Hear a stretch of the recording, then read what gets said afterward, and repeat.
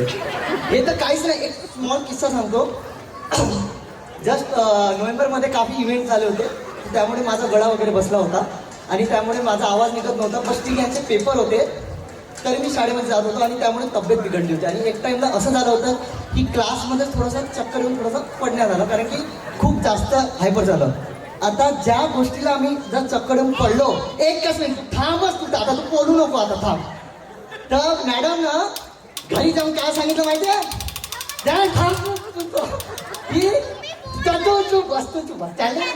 काय तर हे पट्टीनं काय सांगितलं, आमच्या मास्तरला कॅन्सर झाला म्हणून. सर तुम्हीच बोर्डवरती लिहून दिलं होतं की कॅन्सर की होने वाली है.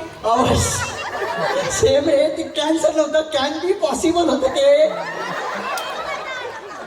इंग्लिश कोण शिकते? बघ दिवे लावतो नुसती साडे कोणती